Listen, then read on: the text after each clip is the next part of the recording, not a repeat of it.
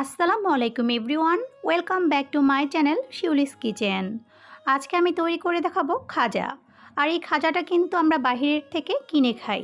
অনেকেই ভাবি বাসায় তৈরি করলে হয়তো বাইরের খাজার মতো মুচমুচে রসালো হবে না। আজকে আমি আপনাদের সাথে শেয়ার করব পারফেক্টভাবে আপনারা কিভাবে এই খাজাটা ঘরেই তৈরি করে নিতে পারবেন। আশা করছি আজকের এই সহজ খাজা রেসিপিটি আপনাদের কাছে ভালো লাগবে। রেসিপি ভালো লাগলে আমার চ্যানেলটিকে সাবস্ক্রাইব করে বেল বাটনটি অন করে দিবেন আমার পরবর্তী ভিডিও নোটিফিকেশান সবার আগে পাওয়ার জন্য। তাহলে চলুন আর কথা না বাড়িয়ে চলে যাচ্ছি খাজা তৈরির মূল প্রস্তুতিতে। খাজা তৈরি করার জন্য একটি মিক্সিং বোলে নিয়ে নিচ্ছি 1 কাপ পরিমাণ ময়দা, দিয়ে দিচ্ছি স্বাদ মতো লবণ, দিচ্ছি 3 টেবিল চামচ পরিমাণ রান্নার তেল। আপনারা চাইলে এখানে তেলের পরিবর্তে ঘি অথবা বাটারটাও ব্যবহার করতে পারবেন। এখন তেলের সাথে ময়দাটাকে ভালো করে মিশিয়ে নিব।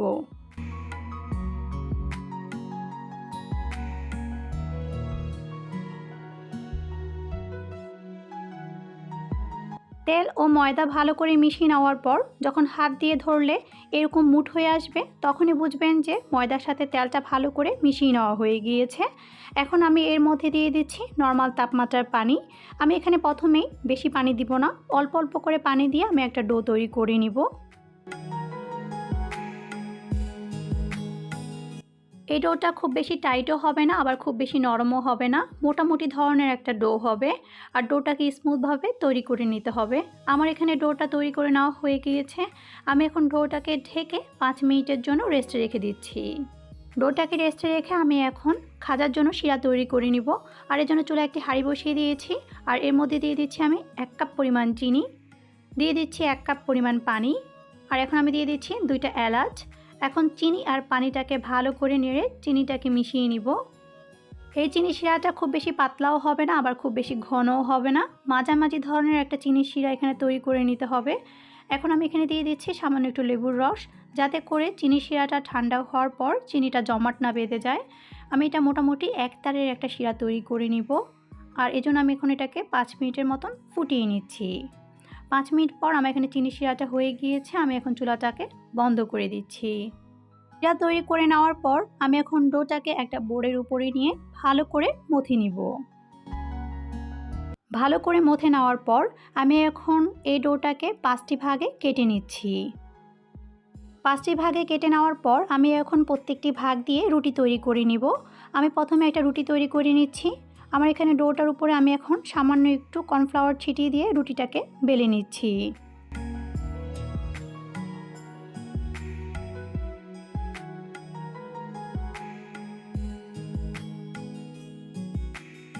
আমার এখানে একটা রুটি তৈরি করে নেওয়া হয়ে গিয়েছে। সেমভাবে আমি বাকি 4টি রুটিও তৈরি করে নিয়েছি।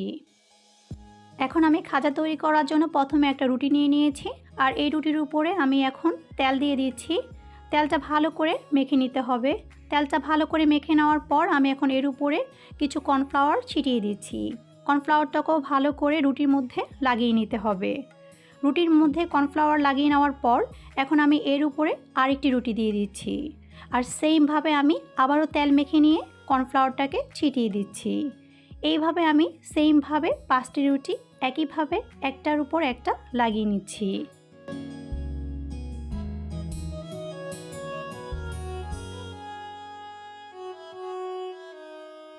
আমার এখানে 5টা রুটির মধ্যেই তেল আর কর্নফ্লাওয়ার লাগিয়ে নেওয়া হয়ে গিয়েছে। এখন এই 5টা রুটিকে আমি একসাথে মুড়িয়ে রোলের মতো করে পেঁচিয়ে নিচ্ছি। আপনারা স্ক্রিনে লক্ষ্য করে দেখুন আমি কিভাবে করছি, তাহলে খুব সহজে আপনারাও তৈরি করে নিতে পারবেন।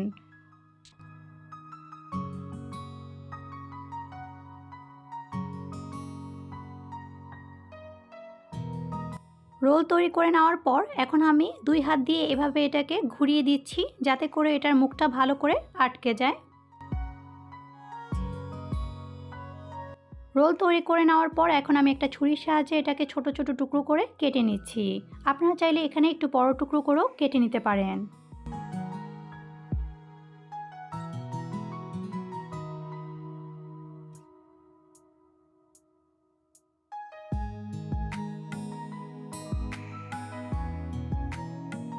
কেটে নেওয়া হয়ে গেলে আমি এখন এগুলোকে হাত দিয়ে প্রেস করে এগুলোকে খাজার শেপ দিয়ে নিচ্ছি।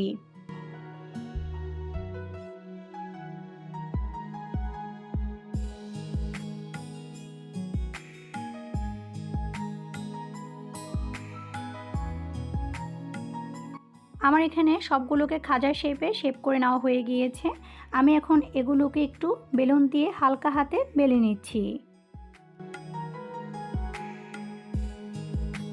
আমার এখানে সবগুলো খাজা বেলে নেওয়া হয়ে গিয়েছে। এখন আমি খাজাগুলোকে ভেজে নিব। আর এই জন্য চুলায় একটি ফ্রাই প্যানে পর্যাপ্ত পরিমাণে তেল বসিয়ে দিয়েছি। তেলটা ভালো করে গরম হয়ে আসলে আমি এখন এর মধ্যে খাজাগুলোকে দিয়ে চুলার আঁচ লো টু মিডিয়ামে রেখে আমি এগুলোকে ভেজে নিব। এগুলোকে একটু সময় নিয়ে ভেজে নিতে হবে, তা না হলে দেখা যাবে ভিতরের লেয়ারগুলো ভালো করে মুচমুচে হবে না। তাই একটু সময় নিয়ে এগুলোকে ভেজে নিতে হবে। আমার এখানে খাজাগুলো গোল্ডেন কালার করে ভেজে নেওয়া হয়ে গিয়েছে। আমি এখন এগুলোকে তেল থেকে তুলে নিচ্ছি। আপনারা যদি আমার কোনো রেসিপি ট্রাই করে থাকেন তাহলে অবশ্যই আমার সাথে শেয়ার করতে ভুলবেন না। আমার ডিসক্রিপশন বক্সে আমার ফেসবুক পেজের লিঙ্ক দেওয়া থাকবে, চাইলে আপনারা সেখানে আপনাদের রান্নার ছবিগুলো আমার সাথে শেয়ার করতে পারেন।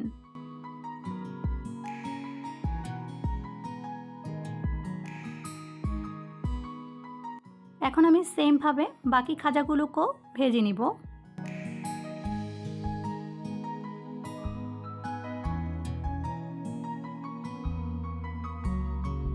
আমার এখানে এই খাজাগুলো হয়ে গিয়েছে। আমি এখন এগুলোকে তেল থেকে তুলে নিচ্ছি।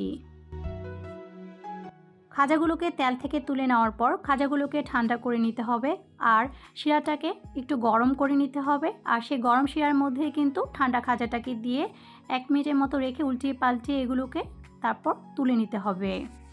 এই খাজাগুলোকে কিন্তু খুব বেশি সময় ধরে এই শিরার মধ্যে চুবিয়ে রাখার প্রয়োজন নেই। অল্প সময়ের মধ্যে কিন্তু খাজাগুলো শিরাটাকে টেনে নিবে, তাই অল্প সময়ের মধ্যে শিরার থেকে এই খাজাগুলোকে তুলে নিতে হবে। এই খাজাটা তৈরি করে আপনারা 15 থেকে 20 দিন সংরক্ষণ করে খেতে পারবেন। সেক্ষেত্রে আপনারা এই খাজাটাকে ভেজে তারপর ঠান্ডা করে এয়ারটাইট বক্সে ভরে রাখবেন। তখন আপনারা এটাকে চিনি শিরায় দিবেন না। যখন খাবেন ঠিক তার আগ মুহূর্তে আপনারা চিনি শিরা তৈরি করে সেটাকে চিনি শিরায় ডুবিয়ে পরিবেশন করবেন।